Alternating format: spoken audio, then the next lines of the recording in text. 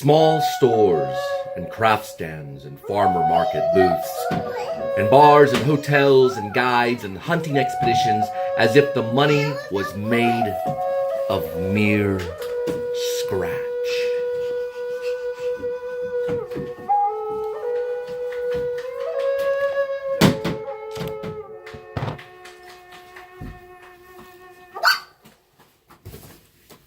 The boy entered the room again, but this time with the girl.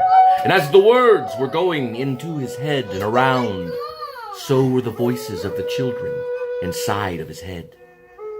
He found his lucky driving hat. They come and go, as if they never existed among the poverty-stricken. It's a cold day. The radio announced it would reach the early digits. He is still now, alone. He waits as the cold wind blows against the open car door. His feet grip into the gravel on the concrete, and he is in motion as he looks down at his sneakers. Gonna need some warm boots, a voice arises. His father's voice reminds him. A voice that has been inside his head for all his life. At times, his father's gestures arise in him. The boy announces Mama. Mama. He hears Mama. Mama. And he hears his father's advice. He knows he is not alone. A voice that remains 2,000 miles away, 2,000 miles south. His voice remains alive and with him. He sees his father. He is standing now. Standing in the cold air, a man wearing overalls and a ball cap, and is large and full like a great bear. He sees his full beard and piercing eyes, and then his image vanishes, and he can see his father no more, and yet he hears the boy's voice. The temptation arises to turn back. He walks anyway. He hears a small cry. Dada. Phone. Dada. The shadow of the eagle swoops over him. The boy lets him know about the speaker. The speaker that speaks out.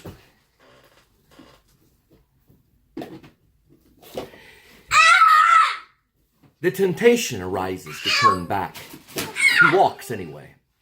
He hears a small cry. The shadow of eagle swoops over and then dips and rises again, chasing. A stray pigeon twirls back to the roof tops to rejoin the flock. Jonah becomes like a statue. Then back in motion. He is now standing outside his car.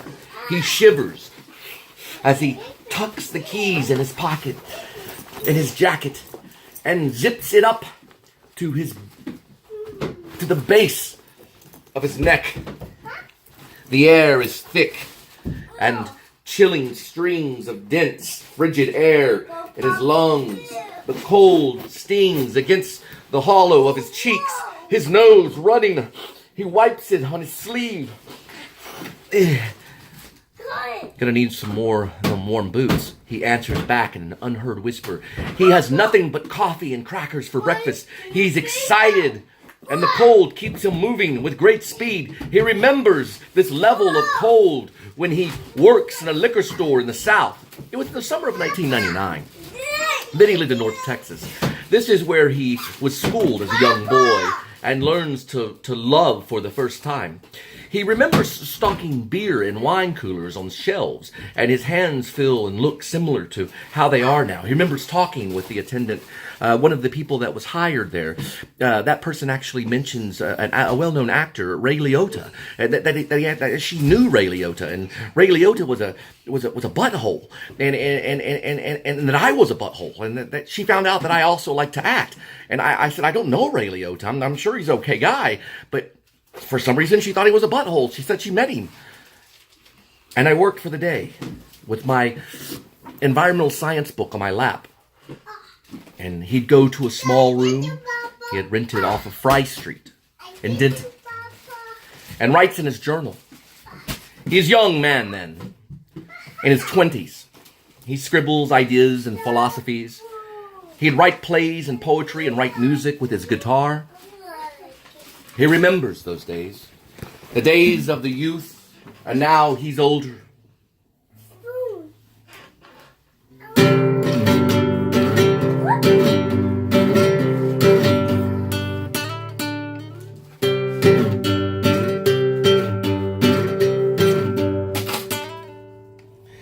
Lizzie wants a, Lizzie wants a, Lizzie wants a fruit roll up.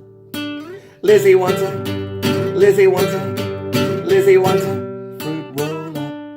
But not all the time.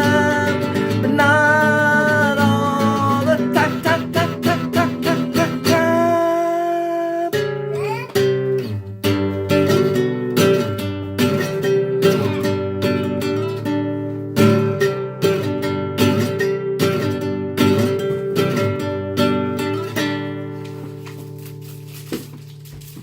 Anyway, for a moment he remembers his work there. He remembers his hands. He remembers the guitar. Numb and bright white his hands. He keeps stalking the bottles anyway, teeth chattering. And he refers to the children in the room. Children, stop playing and getting into things. Nothing belongs to you. He thinks of the far north and here, time to time, and plans to travel west. His teeth chattering now in the freezer. The store was cold. The Corkscrew was the name, and a lady let him work at the register and stock. The lady that she hired, that he worked with her, the attendant, that was the one who talked about Ray Liotta. And he mentioned something about going to Hollywood and going to West Hollywood maybe, or going somewhere out there and maybe trying to make it. The lady said, it'll be very difficult. He said, I know. He asked the lady that worked, the attendant, he asked her, he said, how did you know Ray Liotta? She said she met him at some party somewhere in Dallas. He'd go to a small room he had rented off of Fry Street in Denton and writes in his journal. That's where he used his guitar to make poetry. He remembered the days of the youth. Now he's older, further away. He's closing in on his 14th year. I'm sorry. Let me go back. He's closing in on his 40th year. But he acts 14 sometimes. But it is his 40th year. And he's no longer a young man. Guilford, Maine is a strange, cold place, and he barely knows anyone. He is far from his life in Texas. The Frigidaire, like the cooler he stocked liquor in the university campus in Denton, consumes his every pore, and he struggles to relax. He feels his shoulders stiffen, and he shifts his weight and shudders as the cold wind. He remembers his knuckles becoming numb, and when he didn't wear the work gloves, and the meat locker cold air made them white, and the liquor and the beer clinging and ringing against one another arises and makes him feel like he is different. He makes a difference. The Corkscrew and the wild party life at college is far from him now. He remembers a cowbell ringing as young punks enter to buy their party supplies for the weekend there in UNT. And he unpacks the car and moves into his new place off of Elm in Guilford, now in Maine. The young man in him still remains, but the age of many years has been spent. Later, he heads to New York to study and then turns back to Texas to marry. His marriage is rocky, and she's passionate, and they have no children. It's his first wife. His wife reads horror novels and consumes herself in cable television and abuses alcohol and pills and works in a pet clinic. And then, after 7 years, it ends. His mother and stepfather retire to Abbott, Maine during Jonah's marriage, his first marriage.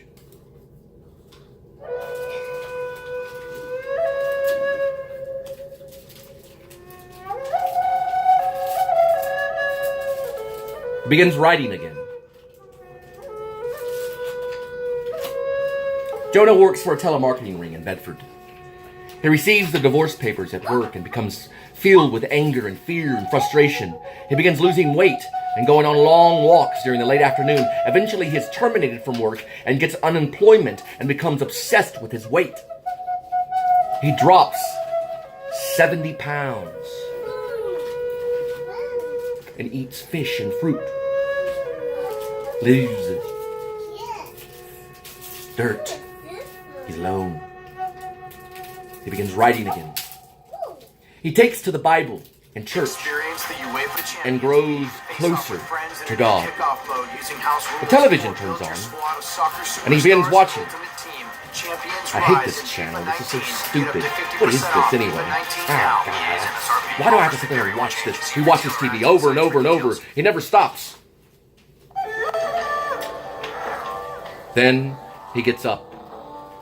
He takes the Bible and church and grows closer to God.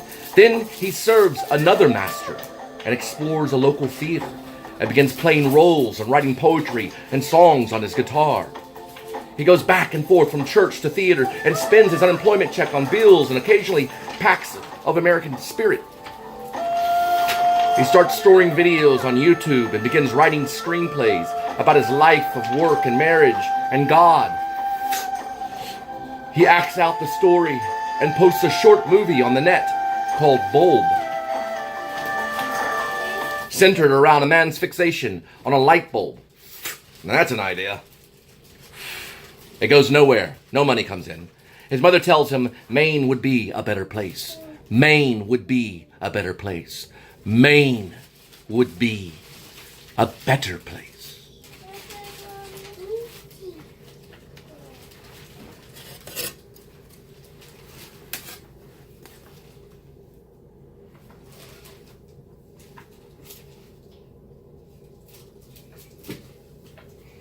It's not long after that an idea comes to him that he will escape Maine.